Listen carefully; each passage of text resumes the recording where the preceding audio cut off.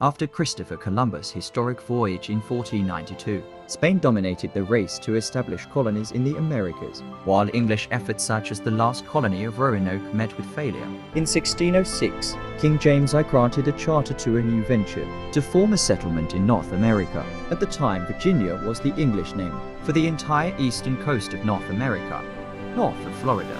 They had named it for Elizabeth I, the Virgin Queen.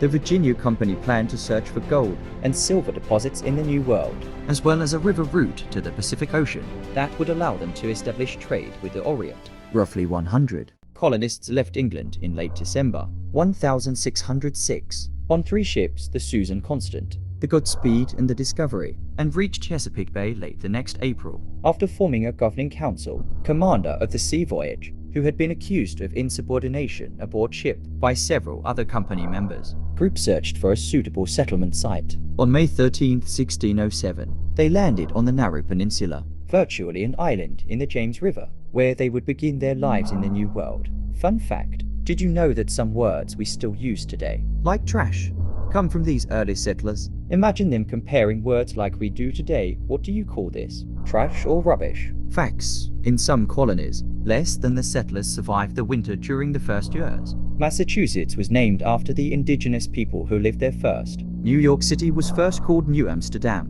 because it was part of a Dutch colony. Fun facts. Noah Webster learned 26 languages, including Anglo-Saxon and Sanskrit, in order to research the origins of his own country's tongue. Fun facts. Webster's American Spelling book was used by kids all across the country to learn to read and spell. It was so influential that people called it the blue-backed speller because of its blue cover. Generations of American children learned English through this book.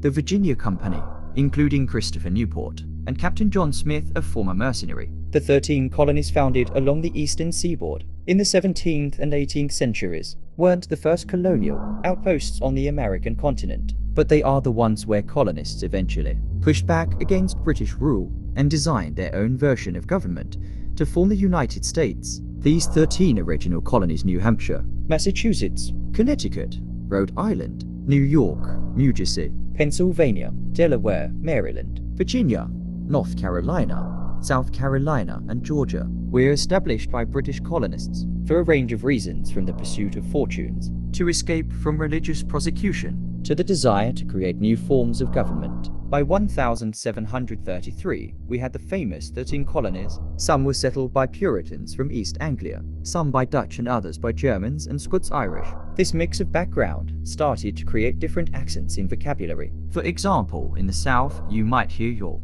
while in the North, people would say "you guys." The colonies were like a melting pot, and the language they used started melting too. The Puritans are the original group, which aimed to bring back simplicity and virtue in Christianity. On the other hand, Pilgrims are the separatists who were once Puritans, but were discontent at reforms. Both groups look to the scriptures as their final authority on religion and not the clergy. One of Webster's importance was his willingness to innovate. When he thought innovation meant improvement, he was the first to document distinctively American vocabulary, such as skunk, hickory, and chowder, reasoning that many spelling conventions were artificial and needlessly confusing.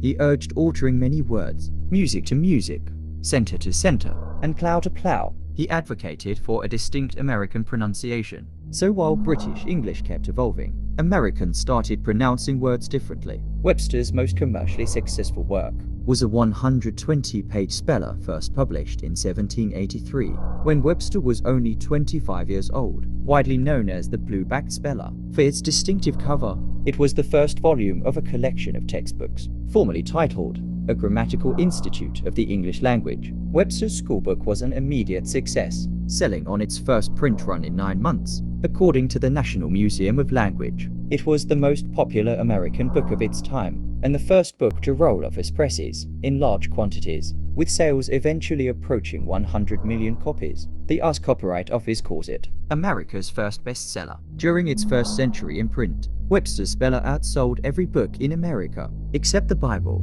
Thank you for listening.